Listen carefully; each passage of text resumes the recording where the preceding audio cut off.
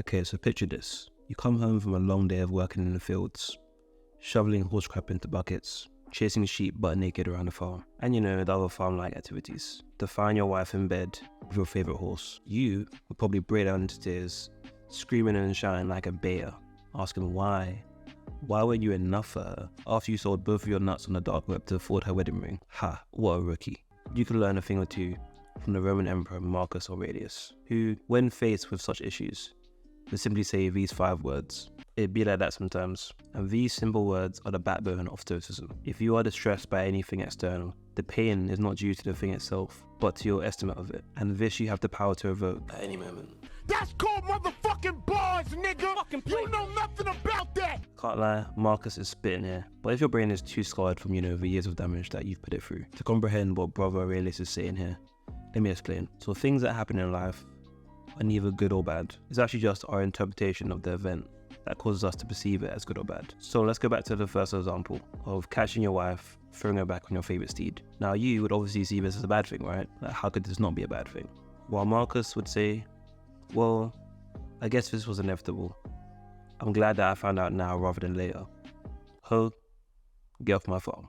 And of course this is a stupid example because I'm trying to be funny, but this mindset will literally save you so much headache and emotional suffering. All these things that we view as bad are only seen this way due to our emotional perception of these events. Because as humans, we take everything that happens to us very personally, and we contextualize everything based on what we expect it to be, rather than what it truly is. So when we don't get the outcome that we expected, instead of us just viewing it factually for what it is, we try and understand it more by passing judgment on it, labeling it as good or bad. So you could say things like violence, death, sickness are bad things, right?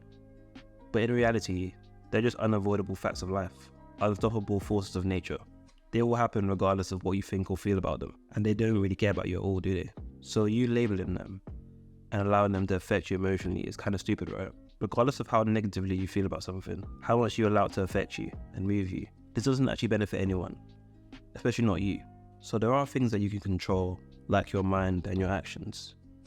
And then there are things that you can't control, like how people view you and basically everything else in the world. So fix what you can control and learn to accept the things that you can't. It's that simple. And the key to understanding this is hidden in the last part of the quote. This you have the power to evoke at any moment.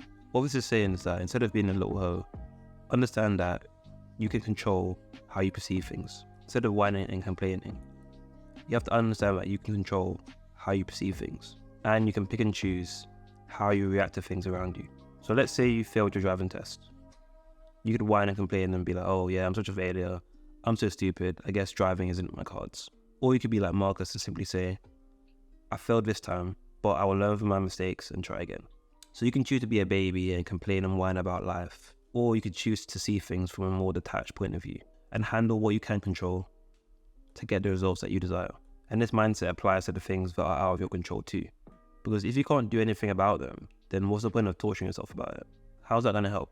I know some people will see this as, toxic masculinity or whatever, denying your emotions. But let's be honest, most of the emotions that we feel really just come from us torturing ourselves about things that we can't control. And the main goal of Stoicism isn't to deny ourselves from feeling emotions, but to deny these emotions from dictating our lives. And of course, you could always come up with some extreme examples like, what if you had to cut your dad's balls off to survive? Or what if you woke up in one of those Saw games and you had to let a rat eat through your stomach to get a key to unlock yourself, and then the walls were slowly encaving?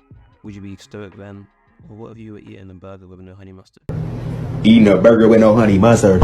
Eating a burger with no honey mustard. Eating a burger with no honey mustard.